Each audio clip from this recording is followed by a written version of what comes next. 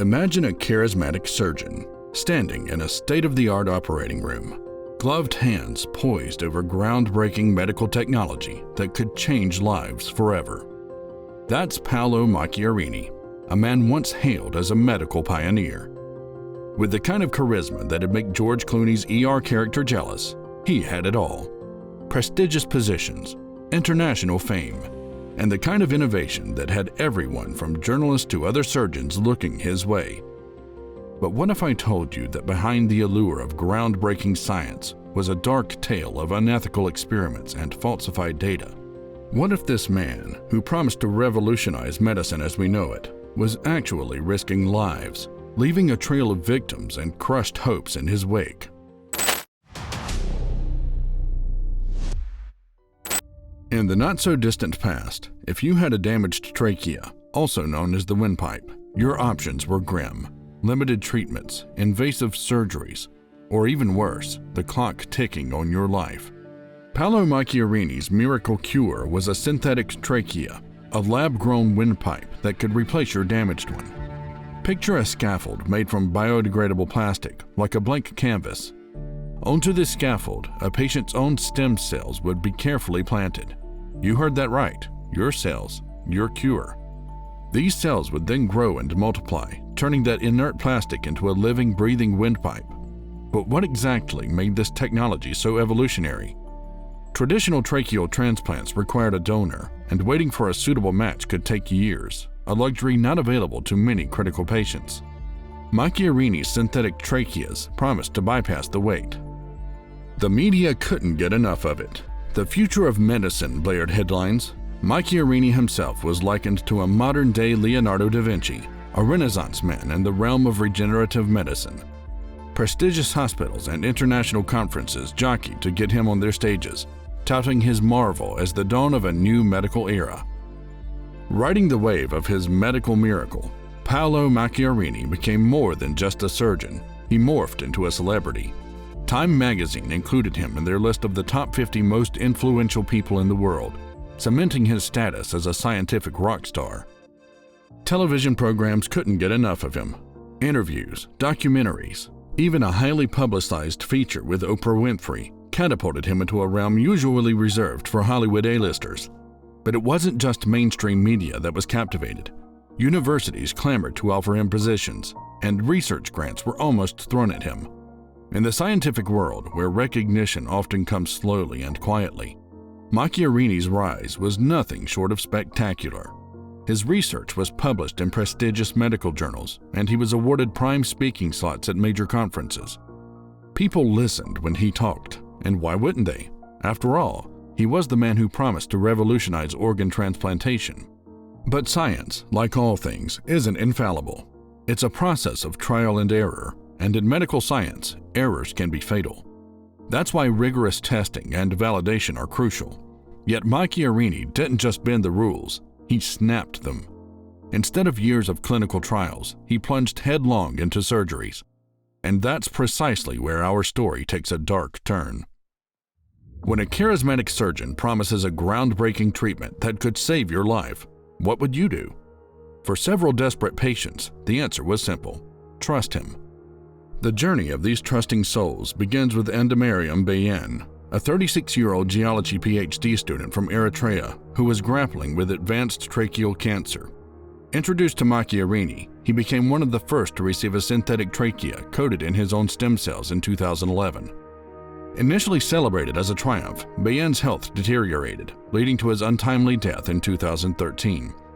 But as it would turn out, this was not an isolated case. Enter Yaseem Satir, a 24-year-old Turkish woman whose already damaged trachea needed further attention after a series of unsuccessful surgeries. Desperate and running out of options, her family saw Macchiarini as their last hope.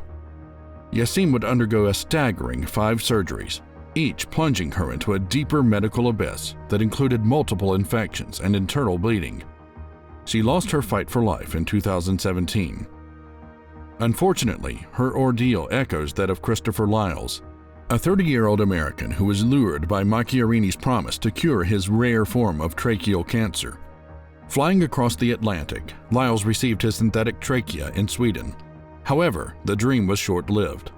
Lyles would pass away just 3 months post-operation, a tragic end strikingly similar to the paths walked by Bayan and Satir. Ethical questions couldn't be ignored any longer. Had Macchiarini rushed these surgeries without adequate testing? Was he ignoring protocol in the name of fame and revolutionary medical advancements? Soon, medical journals started receiving letters, some anonymous, urging a second look at Macchiarini's groundbreaking work. These early signs of trouble were just the tip of an iceberg, one that would soon reveal its deadly mass. The whispers began, first in hushed tones among colleagues, then a little louder in medical conferences. Doctors and researchers started questioning the miracle of synthetic tracheas. Why were so many patients experiencing severe complications? Were these just growing pains of a new medical procedure, or were they red flags indicating something fundamentally flawed? Blowing the whistle in the world of scientific research isn't like shouting fire in a crowded room. It's often more like whispering into a void. Imagine the dilemma these whistleblowers faced: speak out and risk your career, or stay silent and possibly let misconduct go unchallenged. 4 of Macchiarini's colleagues at the Karolinska Institute, where he was once a luminary, chose the former. They reported inconsistencies in his research and expressed serious concerns over the welfare of the patients he had operated on. Yet their early warnings were met with chilling indifference from the higher-ups. They were sidelined, their concerns chalked up to professional jealousy or mere misunderstandings. These weren't just career risks, these were life-altering choices, decisions that put them on a collision course with an institution that was, at the time, more invested in protecting its star than in questioning him. But what these whistleblowers lacked in institutional support, they made up for in tenacity. Their evidence? Detailed records, hidden data, and a plethora of unresolved patient complications. In science, data is king. But in Macchiarini's case, the data was starting to look, well, shaky. Studies and papers authored by him were suddenly coming under intense scrutiny. Questions were raised, doubts were forming, and the shiny armor of this once revered surgeon began to show its first signs of tarnish. Just as every rise has its peak, so too does it have its precipice. For Macchiarini, the tipping point came when an investigative documentary aired on Swedish television. Titled Experimenten, this exposé delved into the experiences of Macchiarini's patients, interviewing families, reviewing medical records, and assembling a damning collage of malpractice and deceit. The documentary was a turning point. It was as if someone had flipped a switch. Public opinion shifted dramatically. Those previously skeptical voices were now joined by a chorus of outrage, demanding accountability. Authorities could no longer brush aside the growing mountain of evidence or the voices of the whistleblowers. Suddenly, the Karolinska Institute, which had long been Macchiarini's fortress, launched an internal investigation. They found him guilty of scientific misconduct, a term that hardly captures the human cost of his actions. Medical journals retracted his papers, and institutions distanced themselves, making Macchiarini a pariah in the community he once ruled. It was not just the fall of a once prominent surgeon, it was the crumbling of an entire mythos. The unraveling exposed not just one man's recklessness, but a system that allowed it to happen. A system that prioritized dazzling innovations over ethical scrutiny. Macchiarini's unraveling wasn't just an isolated incident of a scientist gone rogue.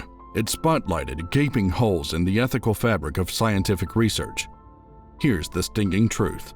Science is propelled by pushing boundaries, but at what cost? And who pays the price when ambition overshadows ethics? Let's be clear, scientific misconduct isn't a victimless crime. Behind every falsified data point or manipulated result is a human life that could be at risk. In Macchiarini's case, the real casualties were the patients, people who had trusted them with their lives, only to be used as stepping stones in his relentless climb to the top. This story serves as a stark reminder that ethical vigilance is not optional, it's imperative. It questions the roles played by research institutions, peer-reviewed journals, and even us, the public, who often unquestioningly celebrate scientific advances. It begs us to ask, how can we balance the thirst for innovation with the solemn duty to do no harm? In the wake of Macchiarini's fall from grace, an eerie silence settled over the scientific community. Those hallowed institutions that once welcomed him with open arms are now grappling with their own accountability. The Karolinska Institute underwent leadership changes and promised reforms, while medical journals began tightening their peer review processes. Some would say it's too little, too late, but others see it as a step in the right direction.